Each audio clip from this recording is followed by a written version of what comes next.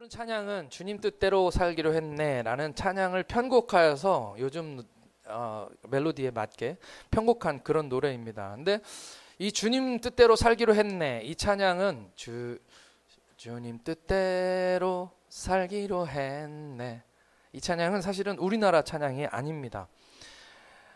인도의 전도자인 썬다싱이라는 분이 불렀다고 알려져 있는 아주 유명한 이야기입니다. 미국 웨일즈 부흥운동 때 회심한 한 선교사가 인도로 선교를 갔다고 합니다. 그리고 사람들에게 복음을 전했죠. 그리고 인도에서 온 가족이 회심한 가족이 있었다고 합니다. 그런데 그가 회심한 후 마을 사람들로부터 핍박을 받게 됐죠. 그리고 온 가족이 결국엔 끌려 나와서 마을 한가운데에서 사람들이 다 둘러보는 가운데 죽임을 당하게 된 그런 사형 가운데 놓여 있었습니다. 그 마을의 족장, 촌장이라고 해야 될까요? 우리말로 하면 이장인데, 그분이 예수를 부인하지 않으면 아이들을 죽이겠다라는 그런 협박을 했습니다.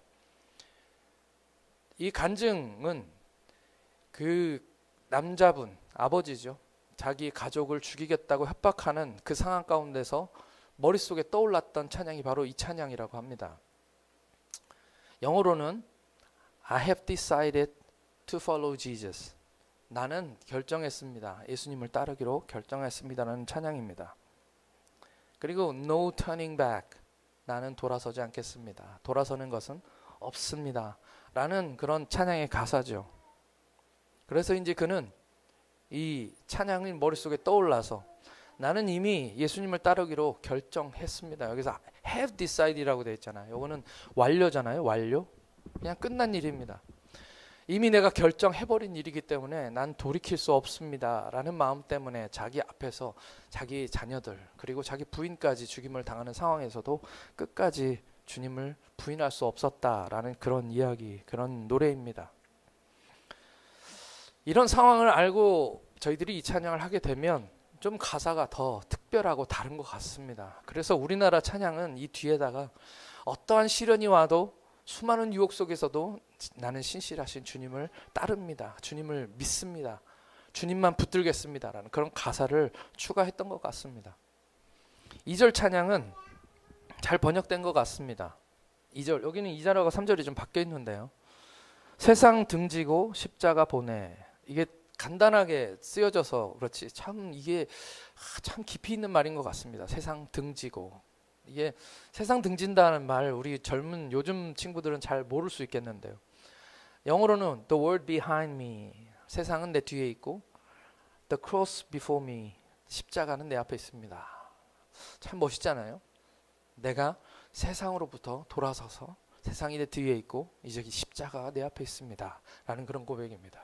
3절, 사실상 이 세상 사람 날 몰라줘도 라고 되어 있지만 영어 찬양엔 Though none go with me, still I will follow. 아무도 나와 함께하지 않을지라도, 내 옆에 아무도 남아있지 않을지라도 그래도 여전히 나는 주님을 따르겠습니다 라는 그런 찬양의 고백입니다. 노래를 만들다 번역하다 보니까 짧게 축약하느라고 옛날 말로 이렇게 되어 있는데 묵상해보면 참 깊이 있는 그런 찬양인 것 같습니다.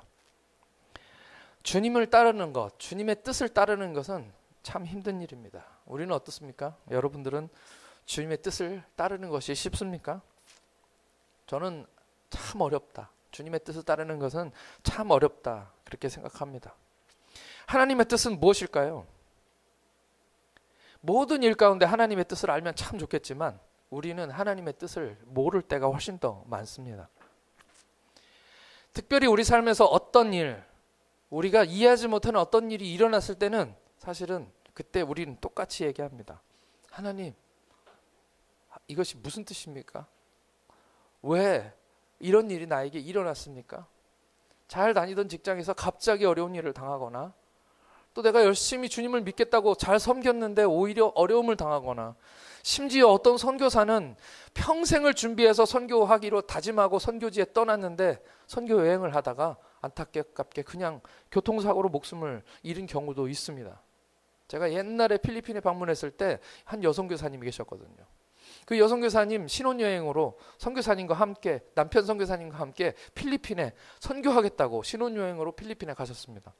그런데 어디에서 선교할까라고 돌아다니다가 남편 선교사님이 차에 치여서 돌아가셨습니다. 그러면 혼자 남겨진, 이제 겨우 신혼여행 온 그 젊은 선교사님, 여자 선교사님은 하나님께 묻게 되겠죠. 하나님 왜 이러셨습니까? 왜 이런 일이 나에게 일어납니까? 똑같은 것입니다. 하나님의 뜻을 알면 잘 좋겠지만 하나님의 뜻을 우리가 모르기 때문에 항상 이렇게 물어보는 것이죠.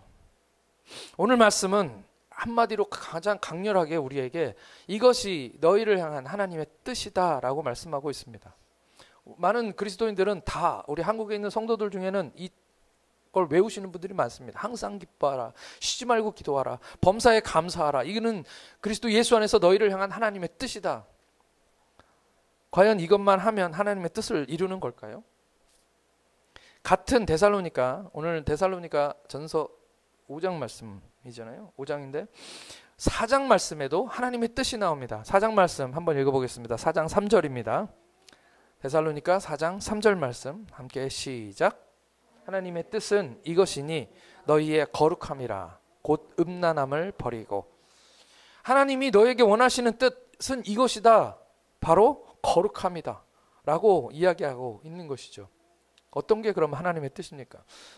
여기서 우리가 알 수 있는 것은 하나님의 뜻은 그냥 딱 한마디로 이거다라고 얘기할 수 없다는 것이죠. 오늘 보신 데살로니가 5장은 이제 바울이 데살로니가의 편지를 첫 번째 쓰면서, 이게 전서죠. 후서가 나오기 전입니다. 전서이기 때문에 이 편지를 데살로니가 교회에게 쓴 첫 번째 편지에서 이제 결론의 부분입니다. 데살로니가는 5장밖에 없기 때문에 이 5장, 이 끝입니다. 마지막으로 끝으로 너희들에게 쓰는 편지가 바로 오늘 이 말씀인 것이죠. 그래서 찬송에서, 오늘 부른 찬송에서 이렇게 되어 있습니다. 그날이 도적같이 이를 줄 너희는 모르느냐라고 이야기하고 있는 것이죠. 데살로니가 교회는 특별히 어떤 교회냐면 고난이 많은 교회였습니다. 눈물 나는 교회였습니다. 예수를 믿기로 결정했기 때문에 그들이 고난을 많이 당했던 그런 교회, 극한 가난함과 다른 사람들의 핍박 때문에, 내가 예수를 믿기로 결정했기 때문에 일도 끊기고 해고당하고 가족으로부터 모두 버림받은 그런 사람들이 모여있던 교회였던 것이죠. 그래서 이 교회의 가장 중요한 것은 믿음, 소망, 사랑 중에서 사랑이 아니었습니다. 이 교회에 가장 원하는 것은 뭐였냐면 소망이었습니다. 그래서 데살로니가의 이 교회는 믿음, 소망, 사랑을 소개하면서 바울이 믿음, 소망, 사랑 이렇게 얘기하지 않고 믿음, 사랑, 소망 순서를 바꿔서 얘기합니다. 왜냐하면 이 교회에겐 소망이 필요했거든요. 말 그대로 이 데살로니가 교회는 그래서 소망, 예수님 다시 오신다는 소망이 가장 컸던 교회입니다.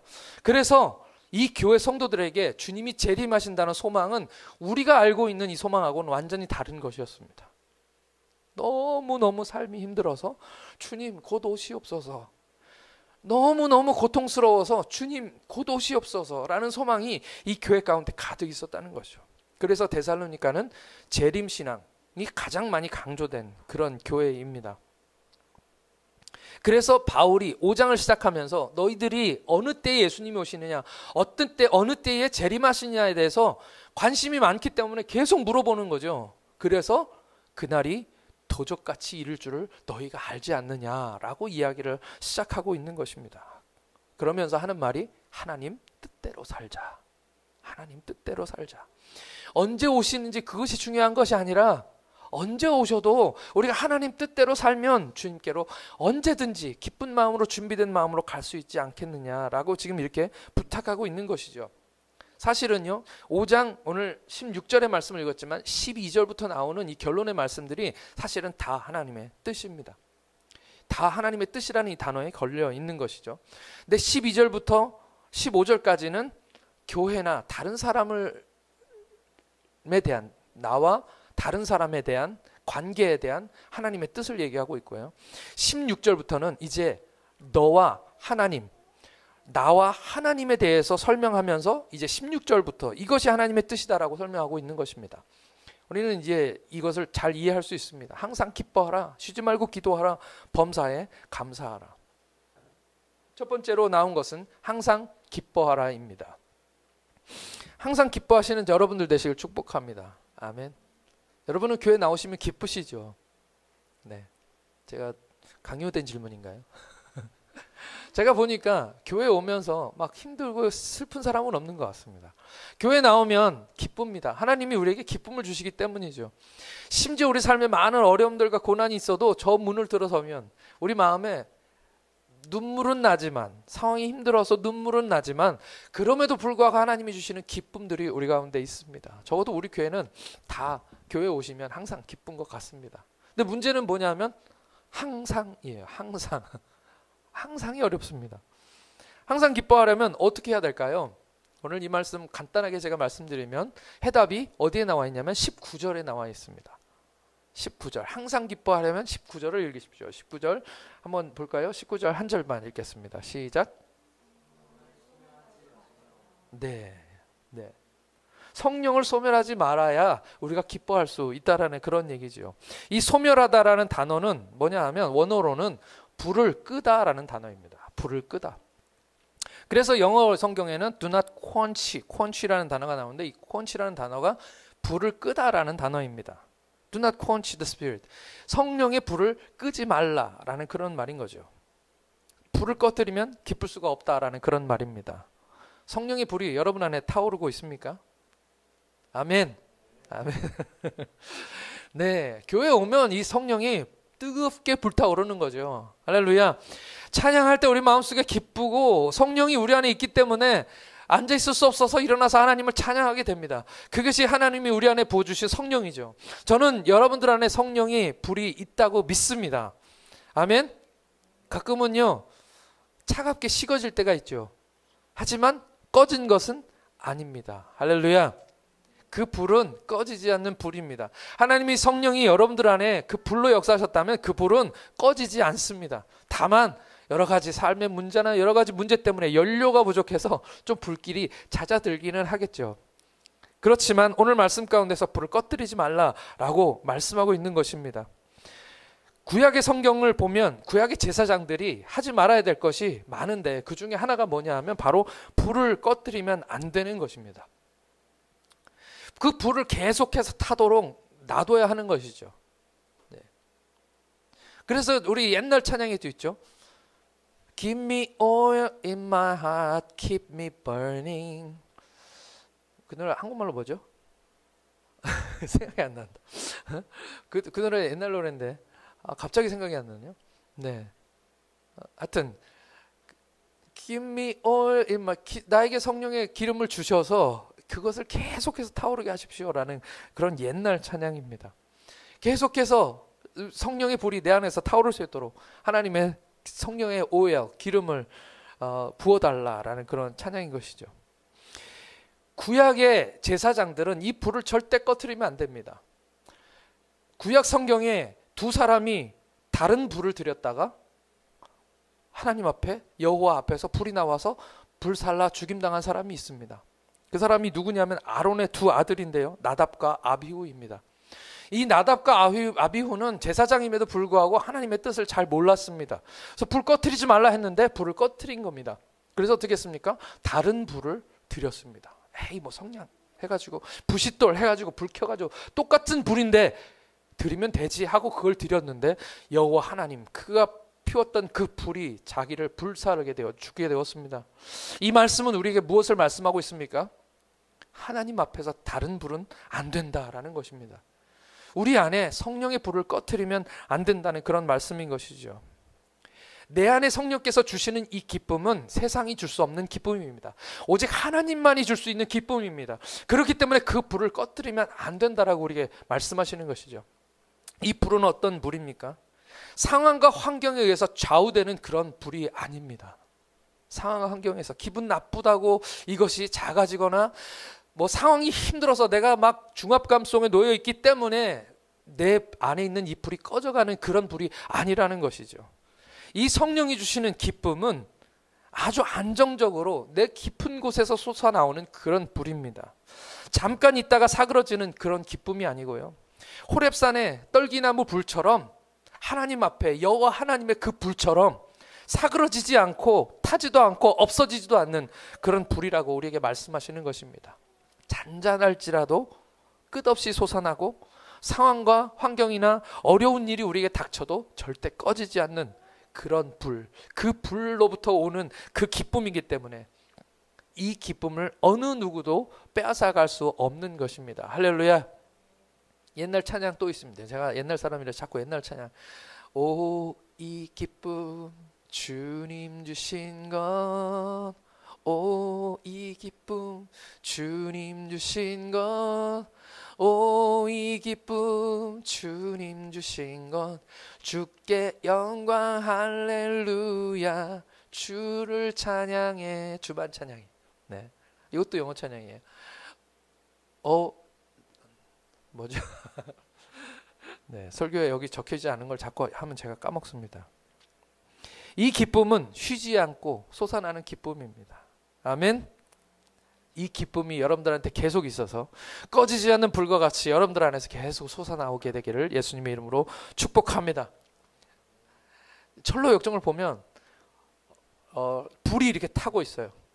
근데 이 전도자가 그 여정 속에서 지나가다 보니까 성령의 불이 막 타고 있는데 마귀가 와가지고 그걸 자꾸 꺼뜨리려고 하는 거예요. 이것은 존 보년이 본 환상입니다. 스토리죠. 불을 꺼뜨리려고 계속하고 있는 겁니다. 그러니까 막 물도 붓고 모래도 붓고 해서 꺼뜨리려고 하는데 그 불이 꺼지지 않는 거예요. 그래서 이 전도자가 궁금했습니다. 그리고 자기 가는 여행을 계속하고 있는데 그 뜨거운 불 뒤에서 예수님께서 계속 성령의 기름을 붓고 계셨습니다. 할렐루야. 세상의 사람들, 상황과 환경을 통해서 마귀는 우리의 불을, 이 기쁨을 빼앗아가고 싶어하고 꺼뜨리고 싶어하지만 하나님의 성령 우리에게 계속 공급해 주셔서 오늘 우리는 기쁨으로 살아갈 수 있게 되는 것이죠. 할렐루야. 이 기쁨은 오늘 말씀 보니까 쉬지 않고 기도할 때 솟아나는 기쁨입니다. 할렐루야. 네, 쉬지 말고 기도하. 그래서 쉬지 말고 기도하라라고 오늘 우리에게 말씀하고 계십니다. 교회 기도는요, 훈련입니다. 저희 교회는 소리내서 기도하는 훈련을 계속합니다. 어떤 사람들이 와서 나는 소리내서 기도하는 게 안 맞아 라고 얘기할 수도 있습니다. 그래서 그런 분들이 그렇게 생각하셔도 저희는 어쩔 수가 없습니다. 왜냐하면 교회 아니면 어디서 우리가 소리내서 기도할 수 있겠어요. 지금 우리의 환경이 그렇지가 않습니다. 교회를 기도를 배우는 곳이고 기도를 훈련하는 곳입니다. 청소년 집회나 청년 집회를 가면 그 캠프 동안에 뜨겁게 다 같이 소리내서 기도합니다. 청년이어서 그렇게 기도하는 것이 아니라 그들이 거기서 기도하면서 뜨거움들을 경험하고 하나님을 만나는 경험을 하기 때문이죠. 저는 우리 어른들도 수련회를 했으면 좋겠습니다. 우리 교회는 수련회 하는 교회지만 수련회를 했으면 좋겠습니다. 아니면 어디 가서 그것을 경험할 기회가 없기 때문이죠. 그래서 어떤 교회는 수련회 대신 특별 새벽기도 같은 걸 합니다. 그것도 좋습니다. 그런 경험들, 그런 훈련이 되어 있어야 혼자 삶에서도 하나님께 뜨겁게 기도할 수 있게 되겠죠. 그래서 저희 교회는 주일날 대예배 이 11시 예배에도 통성기도를 하는 교회입니다. 저는 제가 좋아서 하는 겁니다. 뭐 안 좋으시면 어쩔 수 없는데 주일날 다 같이 모여서 합심해서 기도하는 거 너무 좋은 것 같습니다. 쉬지 말고 기도하라. 이것은 또 20절과 짝입니다. 우리 20절 한번 읽어보겠습니다. 20절 시작. 예언을 멸시하지 말고. 네, 예언은 뭡니까? 우리가 종교적인 그런 오랫동안 관습으로 가지고 있었던, 우리나라는 우상 숭배하는 그런 교회잖아요. 그런 나라잖아요. 했던 나라잖아요. 그렇기 때문에 우리 이 머릿속에는 아직도 이방적인 그런 사고들이 그냥 들어 있습니다. 이것은 우리 삶 속에서 계속 전수되는 거예요. 우리나라뿐만 아니라 네팔도 마찬가지겠죠. 이 귀신 문화가 있는 곳에서는 항상 그런 컨셉을 우리에게 계속 주입합니다. 그래서 성경에서 얘기하고 있는 예언이라는 단어를 들으면 왠지 점쟁이가 앞으로 일어날 일들을 미리 아는 것, 그리고 그것을 얘기하는 것처럼 착각하는 경우가 많습니다. 성경에서 예언은 어떤 것인가요? 예언은 앞날에 대한 것을 하는 겁니까? 내가 보니까 레위야, 너는 내가 볼 때 머리 긴 여자를 만날 것 같아. 머리는 길었다 짧을 수 있으니까 어쨌든 이거는 누가 봐도 맞는 말이죠. 예언은 누군가에게 당신 가서 오늘은 복권을 사야 될 것 같아요 라고 얘기하는 것처럼 우리가 잘못 이해한다는 것이죠. 이 예언은 무엇입니까? 성경에서 말하는 예언은 뭐냐면요, 하나님의 뜻을 백성들에게 선포하는 것이 바로 예언입니다. 선지자가 했던 것들이 그런 거죠. 선지자가 했던 것이 하나님의 뜻을 받아서 그것을 사람들에게 알려주는 겁니다. 그건 미래의 어떤 일도 포함되어 있죠. 하나님의 뜻이기 때문에 너희 나라가 멸망할 거다, 이스라엘 백성들아 너희들 이렇게 살면 망할 거다라는 것을 하나님의 뜻을 받아서 선포하는 겁니다. 그러니까 미래에 일어날 일이겠죠. 예언은 그런 것입니다. 하나님의 뜻을 얘기하는 것입니다. 그것을 받아 적은 것이 바로 성경이고요. 하지만 우리 장로교회 전통은 이 계시는 종결되었다라고 가르칩니다. 말라기가 마지막 하나님의 계시다라고 얘기하는 것이죠. 그러면 질문이 나올 수 있습니다. 아니 목사님, 저번에 하나님의 음성 얘기하셨잖아요. 하나님의 음성과 계시는 어떻게 다릅니까? 궁금하지 않습니까? 계시라는 것과 하나님의 음성 어떤 걸까요? 계시는 어떤 거냐면, 계시나 예언은 일반적인 진리를 말하는 것입니다. 일반적인 진리, 모든 사람에게 적용할 수 있는 일반적인 진리, 그런 거죠. 어떤 사람에게든 똑같이 적용될 수 있는 겁니다. 그런데 하나님의 음성은 뭘까요? 나에게는 적용할 수 있지만 다른 사람에게는 적용할 수 없습니다. 그것이 바로 하나님의 음성입니다. 저는 하나님의 음성은 계속해서 우리에게 말씀하고 있다고 믿습니다. 예를 들어서 그런 사람들이 가끔 있었습니다. 제가 신학교에 다닐 때 어떤 기도 많이 하는 신학생이 어떤 형제를 되게 좋아했어요. 근데 그 형제가 다른 사람하고 사귀고 있었습니다. 이 자매가 가서 내가 기도하니까 하나님 나에게 말씀하셨어요. 형제, 그 자매랑 헤어지세요. 그래가지고 학교에서 난리가 났었습니다. 진짜 헤어졌거든요. 결과적으로 모든 사람이 행복해지지 않았습니다. 내게 받은 건 하나님이 나에게 말씀하신 겁니다. 그래서 이 하나님의 음성 듣기라는 것을 되게 많이 강조하는 예수전도단에서도 뭐를 얘기하냐면 동방박사의 원리라는 게 있습니다.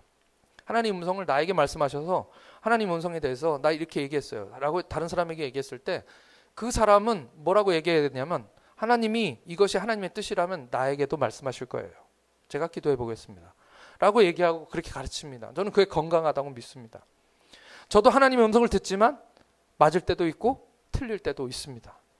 제가 연약하기 때문에, 저는 100% 완벽한 사람이 아니기 때문에 제가 듣는 하나님 음성이 잘못된 것일 수 있어요. 저의 욕심을, 제 마음속에 있는 이야기를, 음성을 제가 하나님의 음성이라고 착각할 수도 있습니다. 그래서 하나님의 음성이 나에게 들렸을 때 그것이 이루어져서 다른 사람에게 간증할 수는 있습니다. 믿음의 격려를 통해서. 하지만 내가 하나님의 음성 들은 것을 일반화시켜서 다른 사람한테 얘기하게 되면 그것은 계시가 되는 것이죠. 그러므로 교회에서는 그것을 조심해야 합니다. 예언을 멸시하지 말라라는 말씀은 하나님께서 우리에게 주시는 그 말씀들을 멸시하지 말라는 말입니다. 그 말 맞는 말입니다. 계시도 마찬가지고 하나님께서 우리에게 들려주신 음성도 마찬가지입니다. 멸시하지 말라라는 말은 그 말을 무시하지 말라는 뜻입니다. 왜냐하면 하나님은 지금도 말씀하고 있기 때문입니다. 오늘 말씀을 같이 읽으라라는 것은 항상 기뻐하라, 쉬지 말고 기도하라 했을 때 이 기도와 함께 가야 되는 것은 분명 하나님의 말씀이라는 것이죠. 기도할 때 기도만 하고 하나님의 말씀을 듣지 않으면 어떻게 됩니까? 이단으로 빠지게 됩니다. 반대로 말씀은 너무 치중했는데 기도하지 않으면 성령의 불이 꺼지는 거죠. 할렐루야. 말씀과 기도는 그래서 항상 같이 가는 것입니다. 그래서 우리나라는 새벽 기도 때 꼭 하나님의 말씀을 듣습니다. 저는 이것이 좋은 전통이라고 믿습니다. 목사님이 새벽에 설교를 너무 길게 하셔가지고 저도 야단 맞은 적이 있습니다. 제가 설교를 길게 해가지고 새벽에 권사님들이 아니 나는 6시에 끝나고 집에 가서 이제 밥도 해야 되고 하는데 목사님이 설교를 길게 해서 저는 기도를 할 시간이 없습니다. 이러면 또 안 되겠죠. 기도하러 나오셨으니까. 설교는 그때 하나님이 주시는 음성으로 듣고, 이게 그러니까 균형입니다. 말씀을 안 듣고 기도만 하는 것을 좋아할 수도 있지만 그래도 괜찮지만 말씀을 듣고 기도하면 그날 하나님께서 나에게 주시는 그 말씀을 가지고 기도할 수 있게 됩니다. 365일 그렇게 기도하면 하나님께서 우리 가운데서 큰 역사를 이루시겠죠. 그래야 하나님의 뜻대로 우리가 구할 수 있게 되는 것이죠.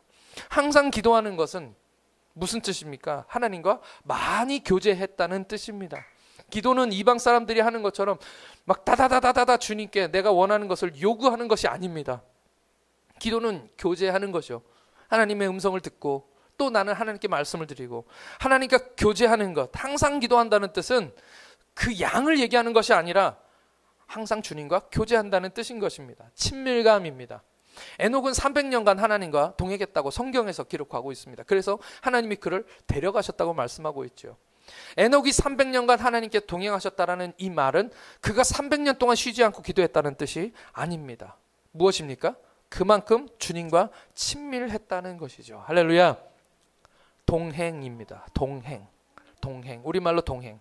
쉽게 말하면 무엇입니까? 하나님과 함께 걷는다. 참 이거 좋은 표현인 것 같습니다. 저는 에덴 동산에서 하나님께서 우리에게 모델을 보여주셨습니다. 동산 사이를 거니시는 여호와 하나님. 아담에게 하나님께서 아담아라고 부르시면 아담이 예 하고 대답하고, 아담이 하나님께 하나님 하고 얘기하면 하나님께서 왜 아담아라고 대화하셨던 그곳, 그 모습, 그것이 우리가 걷고 싶은 동행, 바로 그것입니다. 무시로 성령 안에서 기도하라 라고 얘기하는 것은 무엇입니까? 무시라는 것은 no time입니다. 시간과 상관없이 하나님과 항상 교제하면서 항상 주님과 함께 기도할 수 있다라는 것이죠. 우리의 삶의 여정 속에서 주님과 함께 걸으며 그분과 함께 도란도란 이야기하면서 주님께 기도하고 하나님의 말씀을 듣는 그런 진정한 동행이 있으시기를 예수님의 이름으로 축원합니다. 마지막으로 무엇입니까?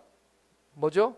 세 번째는 범사에 감사하라. 범사에 감사하라. 범사에 감사하는 것은 어떤 것과 우리가 같이 읽으면 될까요? 이제 답이 나오죠? 21절과 22절입니다. 21절, 22절 함께 같이 읽겠습니다. 시작. 악은 어떤 모양이라도 버리라. 아멘. 그렇습니다. 감사를 하기 위해서는 헤아림이 필요하다는 것. 범사의 헤아림. 이 헤아림이 필요하다는 것이죠. 우리 삶에는 많은 일들이 일어납니다.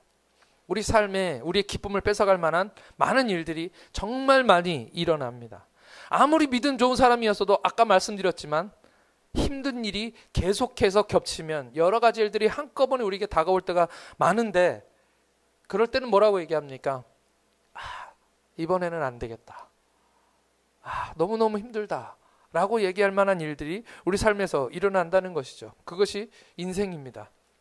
왜 그런 일이 일어난 게 아니고요, 이 세상 모든 사람에게는 그런 일들이 계속해서 다 일어납니다. 그때 우리 그리스도인들도 다 똑같이 얘기합니다. 하나님, 이건 또 무슨 일입니까? 하나님, 이게 무슨 뜻입니까? 왜 이렇게 하셨습니까? 왜 나에게 이런 일이 일어나게 하십니까? 왜입니까? Why? 그러면 어떻게 됩니까? 기쁨이 사라지고 막막하고 답답한 마음이 우리 마음 가운데 생겨나게 되겠죠. 그러면 어떻게 해야 합니까? 저는 한 가지 확실하게 아는 것이 있습니다. 모든 그리스도인들이 사실은 똑같이 말합니다. 당연히 성경에서도 그렇게 말하고 있고요. 무엇입니까? 말씀 가운데서 기도하라 이지요. 우리는 다 알고 있습니다. 사실은 성령의 불을 꺼뜨리지 말아라. 힘든 일을 당해서 막막합니까? 뭡니까? 라고 물을 때 그 묻는 그분도 언젠가 어떤 사람을 만나서 뭐라고 얘기했냐면 똑같이 얘기했을 겁니다. 기도합시다. 하나님 앞에 가세요 라고 누군가에게 조언을 했을 겁니다. 하지만 사실은 어려운 일을 만나면 모든 사람이 똑같이 질문할 수밖에 없다는 것이죠.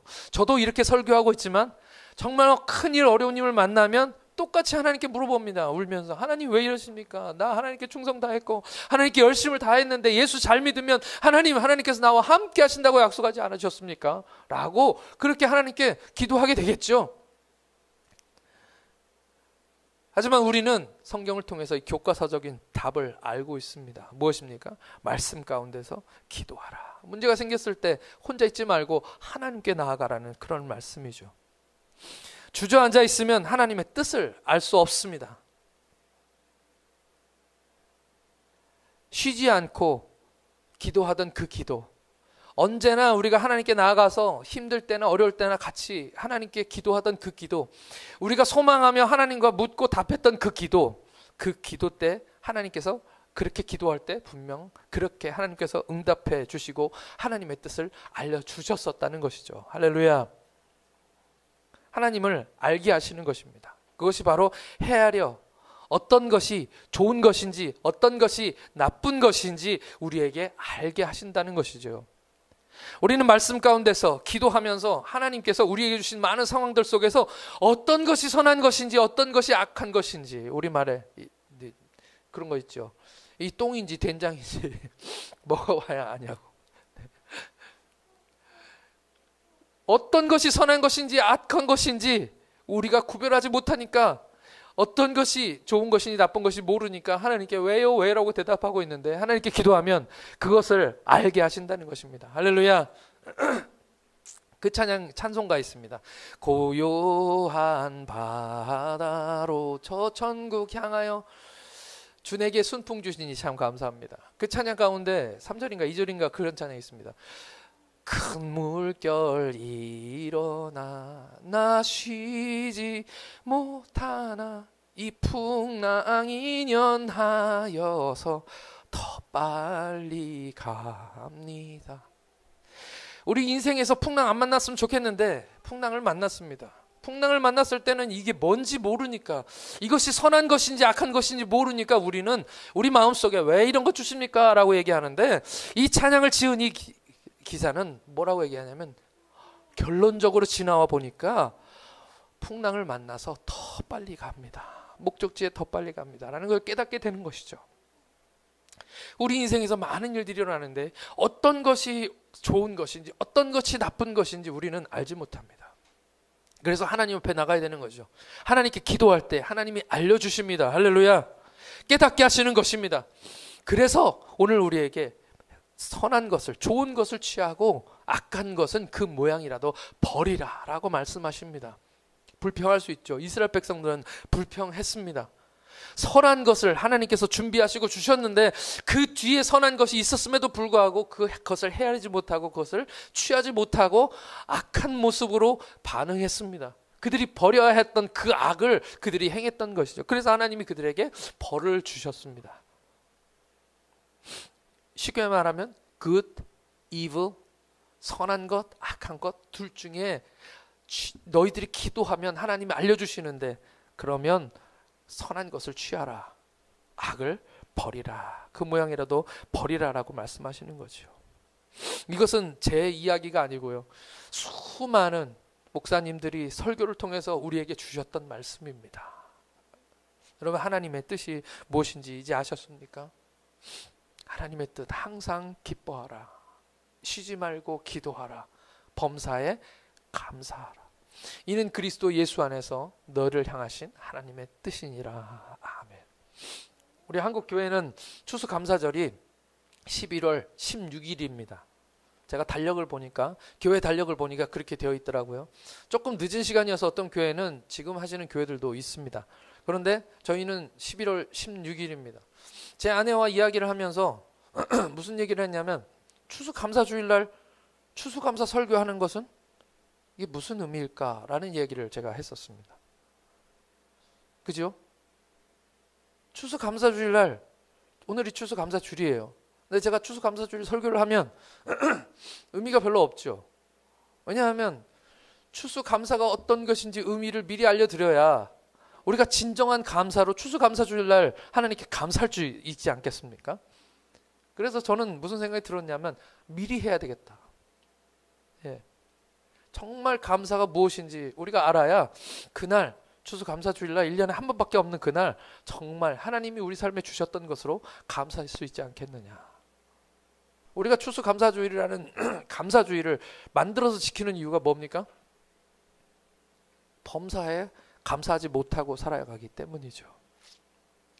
얼마냐, 범사에 감사할 수 있다면 감사주일 같은 거는 필요 없을지도 모릅니다. 맞죠? 어버이 주일이 필요 없는 이유는 어버이에게 늘 잘하고 늘 고맙고 그러면 사실 어버이 주일이 필요 없다는 거죠. 마찬가지입니다. 우리 삶에 감사 주일이 있는 이유는 감사해야 될 이유를 우리가 알아야 되기 때문입니다. 오늘 여러분들은 여러분 삶에서 하나님의 주시는 그리스도 예수 안에서 여러분들에게 주시는 하나님의 뜻이 무엇인지 깨달으셨습니까? 상황마다 일마다 하나님의 뜻은 다 다릅니다. 그렇죠? 하지만 적어도 오늘 우리가 하나님의 뜻을 일반적으로 알 수 있는 것 세 가지는 기억하시고 여러분들 삶 가운데서 계속적으로 말씀과 기도로 하나님이 주시는 그 성령의 불을 꺼뜨리지 않았기 때문에 주시는 끊임없는 그 기쁨으로 여러분들 삶 가운데 가득 채우시기를 축복합니다. 그리고 그 기도 가운데서 하나님이 내 삶 가운데 주셨던 어떠한 일들이라도 어떠한 everything이죠. 모든 일, 범사, 모든 일에서 감사할 수 있는 그 감사를 찾아낼 수 있는 저와 여러분들 되시기를 예수님의 이름으로 축원합니다.